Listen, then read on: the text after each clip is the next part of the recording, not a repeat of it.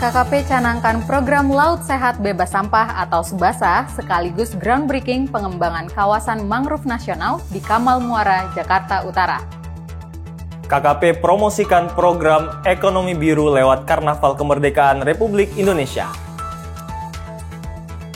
Kementerian Kelautan dan Perikanan kembali menggagalkan aksi penangkapan kapal ikan asing dan rumpon ilegal. Desa Seraya Timur, calon lokasi kampung nelayan Merah Putih. PPN Pengambengan di Jembrana, Bali siap menjadi pelabuhan perikanan terintegrasi bertaraf internasional. Nelayan dan pelaku usaha sambut positif, PPN Pengambengan jadi pelabuhan internasional. Kuliner ikan legendaris khas Semarang. Halo Sobat Bahari, apa kabar Anda hari ini? Senang sekali bersama saya Novita Dewi dan rekan saya Teguh Heri Setiawan kembali hadir menemani Anda dalam program KKP News edisi bulan Agustus. Pada edisi kali ini, kami akan menyajikan informasi terkini seputar kelautan dan perikanan dari Marine Heritage Gallery atau Galeri Benda Muatan Kapal Tenggelam. Penasaran kan Heri, ada apa aja sih di dalam galeri BMKT ini? Penasaran banget dong Novi. Nah, sahabat Bahari pasti penasaran juga. Jangan lewatkan KKP News lengkapnya sesaat lagi.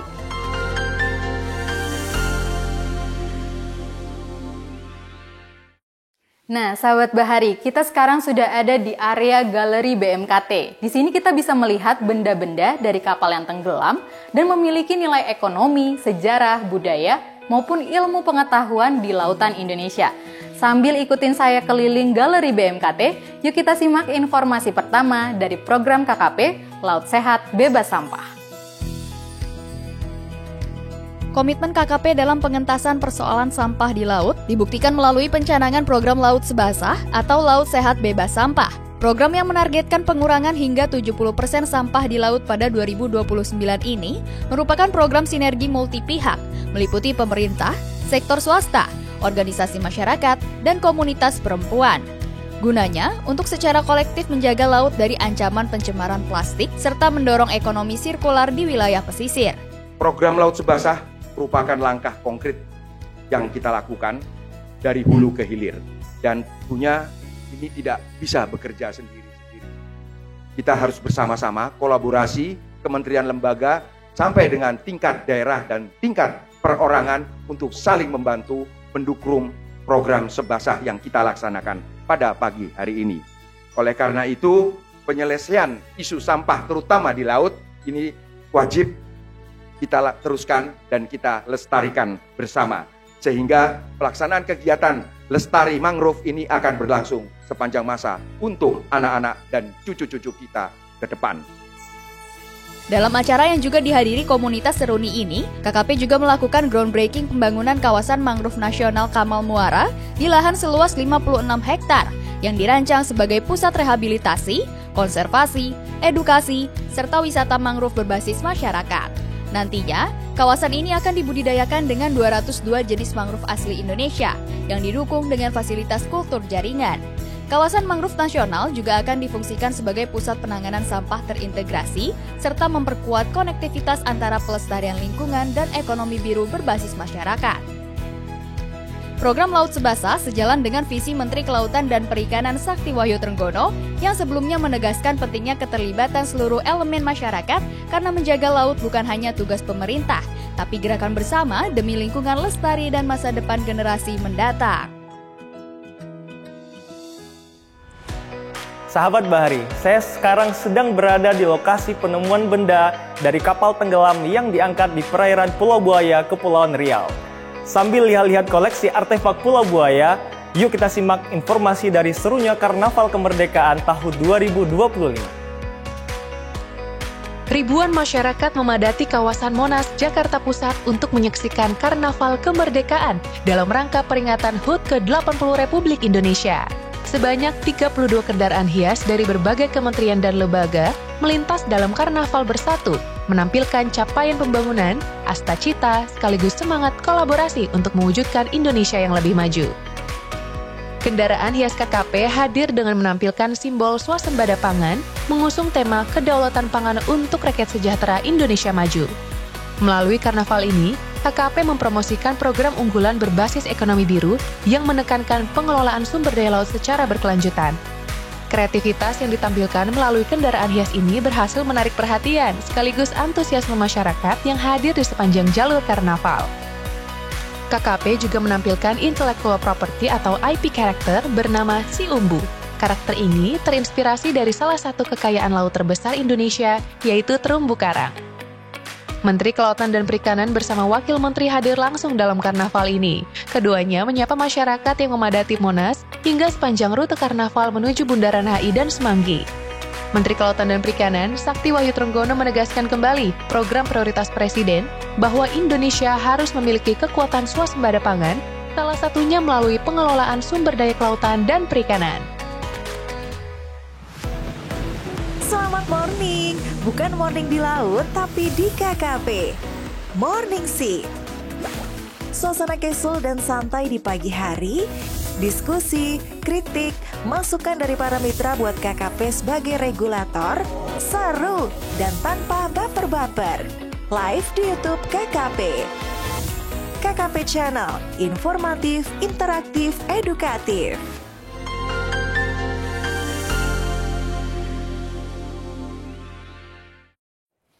Wah, seru banget ya sahabat Bahari. Kemarin ada yang lihat saya di Karnaval Kemerdekaan.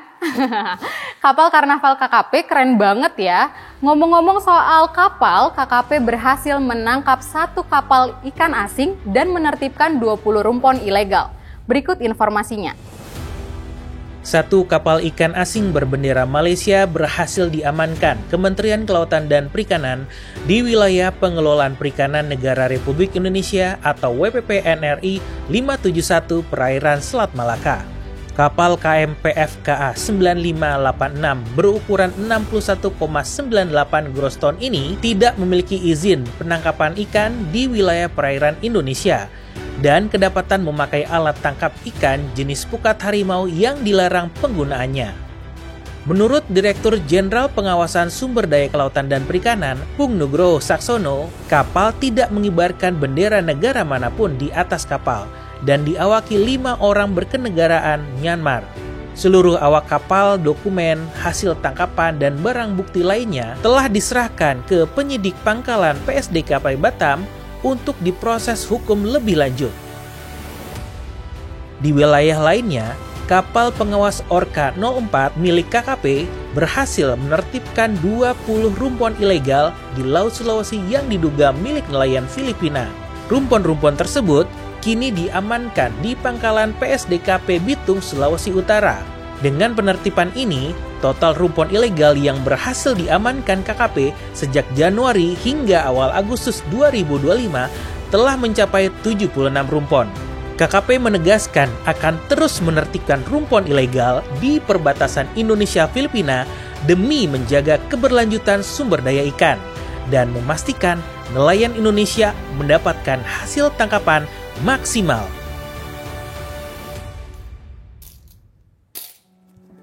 Ternyata di sini nggak cuma ada barang BMKT aja ya, tapi bisa main congklak juga. Berita selanjutnya nih sahabat Bahari. Tim KKP News kemarin baru aja dari Desa Seraya Timur yang ada di Provinsi Bali. Yuk simak berita selengkapnya. Kementerian Kelautan dan Perikanan terus mendorong penguatan ekosistem perikanan melalui program Kampung Nelayan Merah Putih. Program ini dirancang untuk membangun kampung nelayan yang lebih tertata, mandiri, dan berdaya saing. Desa Seraya Timur di Kabupaten Karangasem, Bali menjadi salah satu calon lokasi yang telah resmi mendaftar dan melengkapi persyaratan. Masyarakat setempat mayoritas berprofesi sebagai nelayan tradisional dan memiliki potensi perikanan yang besar. Komoditas unggulan di desa ini adalah ikan tongkol dan tuna. Setiap pagi, nelayan berangkat melaut menggunakan kapal tradisional yang disebut jukung. Hasil tangkapan langsung dibawa ke darat untuk diolah, terutama oleh ibu-ibu setempat. Produk olahan ini kemudian disimpan di fasilitas cold storage yang sudah tersedia sebelum dipasarkan lebih lanjut. Meskipun sudah memiliki fasilitas penyimpanan, tetapi kondisi jalan, akses menuju dermaga, serta infrastruktur penunjang lainnya masih belum optimal. Yang dibutuhkan, sangat dibutuhkan itu ada tanggul sebenarnya, yang supaya keamanan nanti naik aman ya, pelindung dia. Kalau enggak ada tanggul, ada dermaga juga susah. Musim gelombang besar itu efeknya keras soalnya kalau di sini. Tempat penyimpanan ikan, tempat penyaluran kita misalnya kan seperti TPI. Artinya kita memasarkan supaya gampang. Artinya kan kalau memang ada di sini memang sangat-sangat butuh. Artinya kan tidak jauh-jauh lah kita memasarkan ikan yang kita tangkap. Kepala Dinas Kelautan dan Perikanan Kabupaten Karangasem bersama penyuluh perikanan telah memberikan dukungan penuh atas pengusulan Desa Seraya Timur sebagai calon lokasi Kampung Nelayan Merah Putih.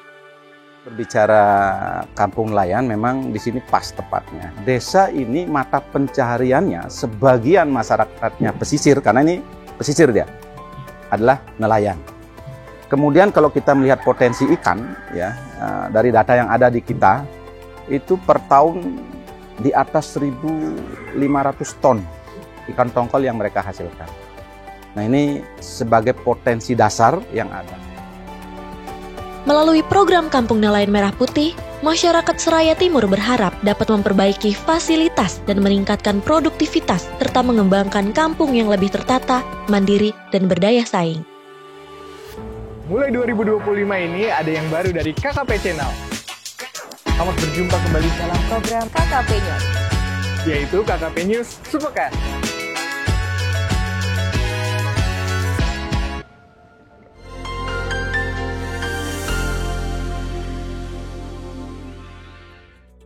Masih dari Pulau Dewata nih Heri, Bali bakal punya pelabuhan perikanan terintegrasi bertaraf internasional. Penasaran? Yuk cek berita berikut ini. Tahapan demi tahapan terus dilakukan Kementerian Kelautan dan Perikanan dalam mempersiapkan pelaksanaan proyek pengembangan Pelabuhan Perikanan Nusantara Pengambengan di Jembrana, Bali. Dipimpin Wakil Menteri Didit Herdiawan Asyaf, KKP telah melakukan pertemuan dengan Forkopimda Provinsi Bali di kantor Gubernur Bali pada akhir Juni lalu. Sebagai proyek strategis nasional, pembangunan PPN Pengambengan akan menjadikan Bali sebagai pusat perikanan modern melalui konsep Integrated Fishing Port and International Fish Market atau IFPI-FM. Pihak Pelabuhan Perikanan Nusantara Pengambengan juga terus melakukan sosialisasi mengenai rencana pengembangan PPN Pengambengan ke para pelaku usaha perikanan yang selama ini beroperasi di Pelabuhan Benoa, Denpasar. Pelabuhan Perikanan Nusantara Pengambengan memang direncanakan sebagai pelabuhan modern, terintegrasi, ramah lingkungan, dan bertaraf internasional. Sejalan dengan nanti fasilitas-fasilitas yang akan dibangun di sana. Sehingga kita berharap Pelabuhan Perikanan Nusantara Pengambengan nantinya juga bisa menjadi contoh untuk pelabuhan perikanan lain di seluruh Indonesia.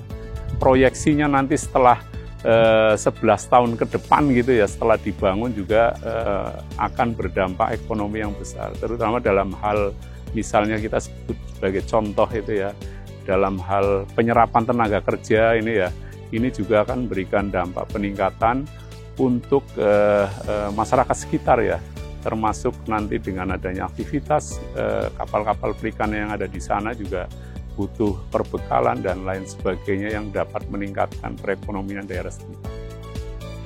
Area PPN Pengambengan nantinya akan semakin luas untuk menampung kapal-kapal perikanan yang selama ini bersandar di Pelabuhan Benoa. Pemindahan ini seiring penetapan Pelabuhan Benoa sebagai Bali Maritime Tourism Hub atau BMTH.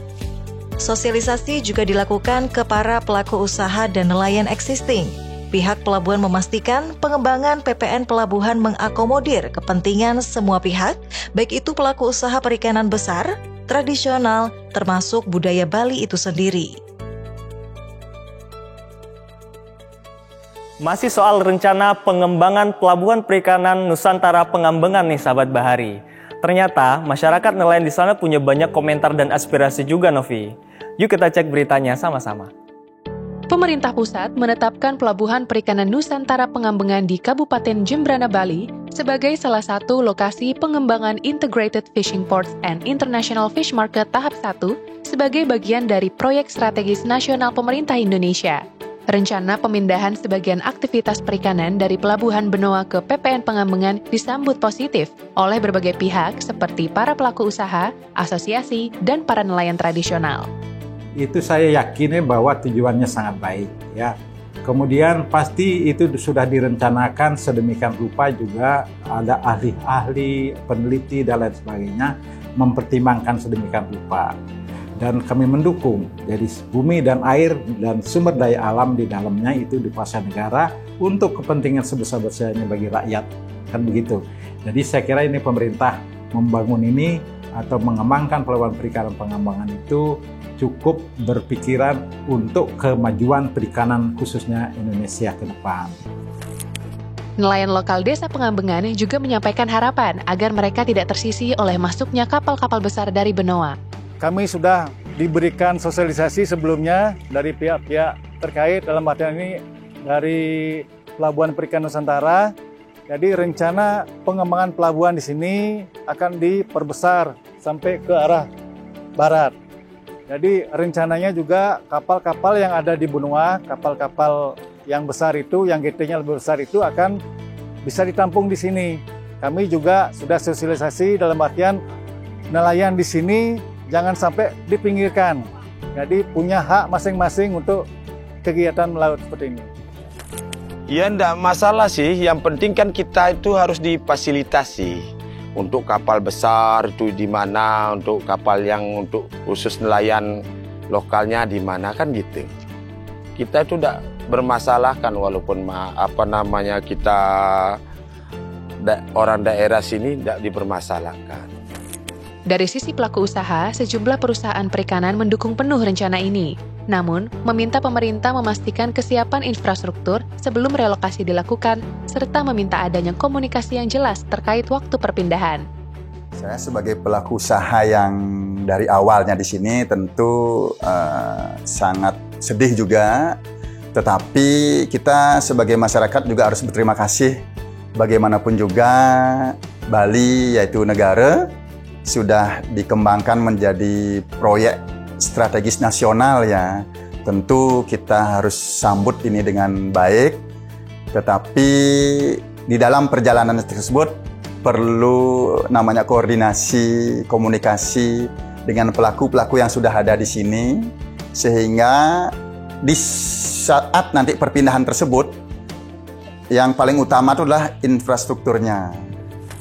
Tanggapan pelaku usaha pada dasarnya sangat-sangat mendukung program pemerintah. Selama program itu ya disesuaikan dengan kondisi yang ada. Contoh misalnya kita dari pihak pelaku usaha ya, kita diinformasikan memang dari sekarang ya jauh-jauh hari untuk siap-siap pindah ke Pengambengan ya. Kita juga dari sini sebenarnya ya banyak pilihan dan dilema. Karena dari sisi pihak kita dari pelaku usaha sudah investasi ya cukup lumayan di sini. Tapi kalau memang pemindahan itu tujuannya untuk kebaikan bersama, pasti sangat-sangat mendukung. Sementara itu, pelaku usaha lainnya melihat relokasi ini sebagai peluang efisiensi logistik bahan baku. Kita sangat berterima kasih karena salah satu bahan baku kita selama ini tuna itu adalah pemasoknya dari Benoa. Jadi apabila pindah kemari sehingga transportasi kan sudah berkurang. Dan juga apabila ada ikan yang reject kan kita bisa langsung kembali ke. Pembangunan PPN Pengambengan akan dimulai dengan peletakan batu pertama pada November 2025 dan ditargetkan selesai dalam 3 tahun. Dengan kolaborasi erat antara pemerintah pusat, daerah, pelaku usaha, dan nelayan, PPN Pengambengan diharapkan menjadi penggerak ekonomi pesisir Bali, sekaligus memperkuat posisi provinsi ini sebagai pusat kelautan strategis di Indonesia Timur. Sahabat Bahari, kalau ke kota Semarang biasanya suka kulineran apa nih? Kalau Heri sukanya apa? Kalau saya sukanya lumpia Semarang, Novi. Nah, kali ini saya mau bagi informasi kuliner legendaris berbahan dasar ikan. Berikut informasinya. Jalan-jalan di kota Semarang harus banget nih bawa pulang oleh-oleh khas satu ini, yaitu bandeng duri lunak atau dikenal dengan bandeng presto. Tidak hanya terkenal akan lumpianya, olahan bandeng presto ini juga jadi salah satu buah tangan yang selalu dicari dari ibu kota provinsi Jawa Tengah ini. Sahabat Bari, ke Semarang nggak lengkap nih kalau nggak beli oleh-oleh ikan bandeng. Nah, sekarang saya berada di pusat oleh-oleh legendaris di kota Semarang. Daripada lama-lama, yuk kita lihat proses pembuatan bandeng presto di sini. Yuk guys. Sahabat Bahari, kali ini tim redaksi KKP News berkunjung ke salah satu unit pengolahan ikan bandeng yang melegenda di Kota Semarang, yaitu Bandeng Juwana El Rina. Di sini kita bisa melihat langsung proses pengolahan bandeng presto yang jadi favorit kita semua nih. Sebelum melihat pembuatannya, wajib banget nih menggunakan masker, penutup kepala, celemek, sepatu bot, dan sarung tangan agar menjaga produk tetap higienis dan terbebas dari bakteri. Masuk ke proses pertama, ikan bandeng yang telah dibersihkan diberi bumbu bawang putih dan garam. Selanjutnya, bandeng akan dioles bumbu kunyit agar warna tidak pucat setelah diproses. Proses pemberian bumbu selesai. Wah, ternyata bumbu yang simpel menciptakan cita rasa yang lezat pada ikan bandeng ya sahabat Bahari. Lanjut, ikan-ikan yang telah selesai diberi bumbu akan dimasukkan ke panci tekan atau yang kita kenal presto seperti ini nih. Setiap pancinya diisi dengan 45 ekor bandeng nih. Ukurannya juga beragam. Ukuran paling kecil untuk menjadi produk bandeng presto yaitu 200 hingga 300 gram. Nah, sudah selesai nih sahabat Bahari. Wah, ikannya terlihat makin menggiurkan bahkan setelah di presto ya. Kita angkat dan langsung bawa ke tempat pengeringan. Next, bandeng-bandeng akan didinginkan selama 30 menit.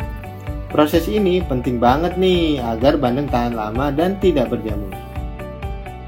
Terakhir, proses pengemasan. Lalu, bandeng presto ini sudah siap untuk dipasarkan kepada pembeli nih sahabat Bahari. Usaha bandeng ini dirintis oleh Dr. Daniel Nugroho dan istrinya mulai tahun 1981. Hingga saat ini, pusat oleh-oleh yang berada di Jalan Padanaran ini selalu menjadi tujuan wisatawan untuk membeli oleh-oleh ikan bandeng duri lunak. Brand kami menjadi Bandeng Juwana El Rina yang menjadi ciri khas dari bandeng-bandeng yang lain. Dan saat ini menjadi provider di Kota Semarang karena kami menyediakan olahan-olahan bandeng yang sekian banyak. Kenapa daya tariknya itu tidak hanya di bandeng lunak? Karena kami mengolah ada bandeng otak-otak, ada bandeng pepes, ada bandeng asam dan aneka olahan yang lain. Dan kami yang terbaru kami ada bandeng siap saji dengan proses impor di mana kami ada 11 varian, di mana kami memperkenalkan buku olahan Indonesia yang dengan bahan dasarnya bandeng.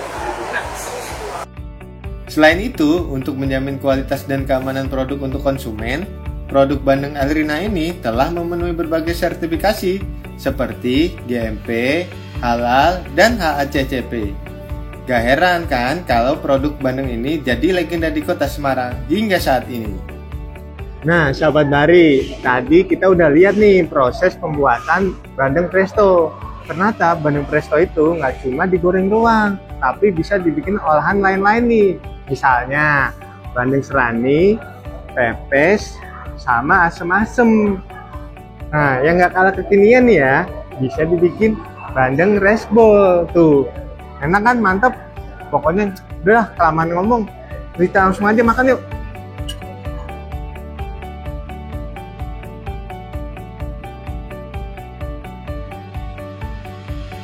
Ragamkan perspektif Anda dengan berbagai program kami di KKP Channel. Awas berjumpa kembali dalam Program KKP News.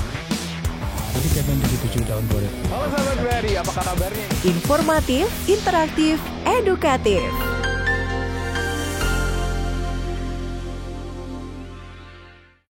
Oke sahabat Bahari, informasi kuliner legendaris khas Semarang tadi menutup perjumpaan kita kali ini. Buat sahabat Bahari yang ingin berkunjung ke Galeri BMKT, bisa datang langsung ke kantor pusat KKP, Gedung Mina Bahari 4, lantai 2, Gambir, Jakarta Pusat. Di jam operasional ya sahabat Bahari, dari Senin sampai Jumat jam 8 pagi sampai jam 4 sore. Saksikan pula tayangan edukatif Neptune TV yang dapat diakses melalui aplikasi Maxstream, video, dan layanan YouTube channel kami. Saya Teguh Heri Setiawan. Dan saya Novita Dewi bersama seluruh tim yang bertugas pamit undur diri. Salam Bahari dan sampai jumpa.